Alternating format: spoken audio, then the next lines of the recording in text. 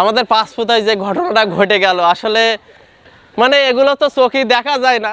আর এই ঘটনা দেখছি প্রতিনিয়ত ঘটতেছে। সেদিক দেখলাম একটা সাতক্ষীরা মেডিকেলে ঘটে গেছে, ইয়ার আপকা কাছে কি ভিডিও দিয়েছে। আচ্ছা কদিন তাহলে এই আমরা তো এবার আতঙ্কে রয়েছি না, এইবার আমি তো বাড়ি সত্যিই ভয় লাগবে দেখতে। এই কেডিগুড়ি নিয়ে যদি হেঁটে দেয় তাহলে একটা ঝামেলা হয়ে যাবে না কদিন। এবার আসলে কি সহ্য করবো। আমি আমার স্বামী চাই, আর ও ধরো আমার স্বামীর মেরি দিয়েছে, ওর নাম হইল দেখছে না। আমার তো এখনো কোনো কথা নাই, আমার স্বামী ওর বাসায় দেওয়া লাগবে যে কোনো পরীক্ষাতে। আমি যে সকালবেলায় সংবাদ পেলাম, ফোন দিছিল যে এরকম আমাদের এই হাসান ভাইয়ের বাসা, এটা এরকম দুটো লোক স্বামী স্ত্রী দুজন ভাড়া থাকে এখানে। এখন নাকি ওই মহিলা নাকি স্বামীর পুরুষ অঙ্গ কাটতেছে আমাদের এখানে, লোক ডাইরেক্ট দেখিছে জানলা দিয়ে। এইবার আমি তো কি কারণে এটা তো আমি বলতে পারবো না, এটা তো এখন শুনতে হবে যে কি কারণে। সে মহিলাও তো অজ্ঞানে পড়ে আছে। ফরজের আজানে নামাজের পরপরই এই ঘটনাটা ঘটছে। এখন যে ঘটনাটা ঘটছে, এনার ছিল দুইটা বউ। এনার বাসা হতো বোয়ালিয়া, আমাদের গ্রামে এখানে ভাড়া থাকতো। দুইটা বউ এটা হচ্ছে ছোট বউ। রাতে মানে ঘুমের বড়ি খাওয়া হয়েছে সম্ভবত, মনে হয় বউ ঘুমের বড়ি কিছু খাওয়াইছে, মিশায় অজ্ঞান করছে। ধরে আমরা এসে দেখি বান্দা সব। আচ্ছা দুডু অনেকে পয় কই দিকে দুডু বে করি। আচ্ছা তো দুডু বে করি বে করা তো যায়, তা বে করবে না।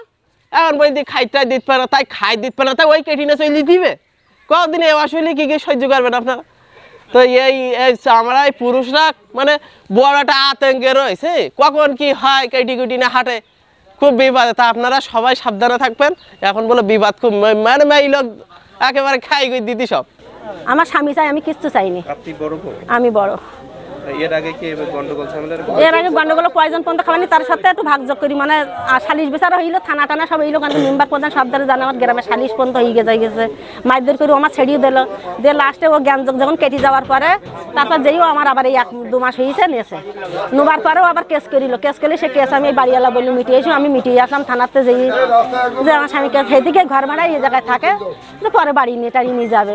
আমরা দেখলাম যে এই মহিলা এলো না ঘরের মধ্যে ওনার স্বামীকে বাইন দিয়ে এলো না, যে এলো না কোপাকুপি, তারপর এলো বিভিন্ন জায়গায় অস্ত্রপাতি এলো, তার এলো না কাটিকুটি, যেভাবে রক্তক্ষরণ হয়েছে আমরা তো মনে করছি ইনি বাঁচবে না।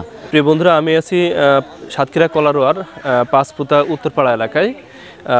এখানে সকালে পুলিশ যেটা বলছে যে ভোর 4টার দিকে এই হাসান এর যে বাড়িটা রয়েছে, এই বাড়িতে ভাড়া থাকতো বোয়ালিয়া এলাকার আজহারুল ইসলাম, তার ডাকনাম আজহা।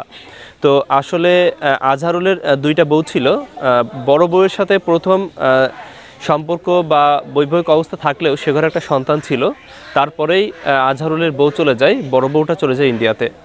আর ঠিক আজহারুলের সেই বাড়িতে কাজ করতো এখন যে ছোট বউ, তার সাথেই প্রেমের সম্পর্ক গড়ে উঠেছিল। সেখান থেকে তার সাথে বিয়েও হয়। এই বিষয়টি মানতে পারেনি তার বড় বউ। এমনকি এই বিয়ের বিষয়টা নিয়েও ছাড়াছাড়ি হয়েছে তাদের মাঝে ছোট বউয়ের সাথে। পরে আবারও বিয়ে হয়েছিল। আজ যেখানে এই একটা নেক্কারজনক ঘটনাটি ঘটেছে, ঠিক এই ছোট বউয়ের যে কাজটা করেছে, হাত পা বেঁধে তার স্বামীর পুরুষাঙ্গ কেটে নিয়েছে, বিভিন্ন জায়গায় ছুরিকাঘাত করেছে, আমরা দেখেছি, পুলিশ দেখেছে। এখানে এসে দেখি যে ওই পুরুষটা খুব গ্যাংরানো, মানে খুব গুমরাচ্ছে। তো এমতো অবস্থায় স্থানীয় লোকজন অনেক কিছু এসছে। আসার পরে আমি থানায় ফোন দিয়েছিলাম, দিলে ওসি স্যার বললো যে দরজাটা ভাঙো। দরজাটা আমাদের যে গ্রাম পুলিশ ইব্রাহিম ভাই এসছে, আমরা সবাই মিলে সেখানে দরজাটা ভাঙার চেষ্টা করেছি। অবশেষে দরজা যখন আমরা ভাঙিছি, ভাঙার পরে জিনিসটা যে দেখি যে ওই যে পুরুষটা পড়ে আছে, মহিলাটা পড়ে আছে, অজ্ঞানে দুইজন। তো পরে আমরা দেখি গায়ে রক্ত মাখা। এমন তো অবস্থায় তখন আমরা ওই যে পুরুষ অঙ্গ কেটে নিয়েছে এটা আমরা দেখতে পেয়েছি।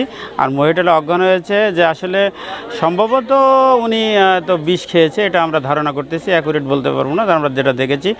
আমরা কলোরা থানা অফিসার ইনচার্জের সাথে কথা বলেছি, এখানে যে বাড়ি মালিক হাসান তার সাথে কথা বলেছি, এই এলাকার প্রত্যক্ষদর্শী আমরা কুলসুম এবং আব্দুর রাজ্জাক সহ এলাকাবাসীর সাথে কথা বলেছি। সবার একটাই অভিযোগ, তারা দেখেছে যে ছোট বউ তাকে মেরেছে এবং মারার কিছুক্ষণ পাশেও পড়েছিল। সে কি খেয়েছে এটা স্থানীয়রা বলতে পারে না।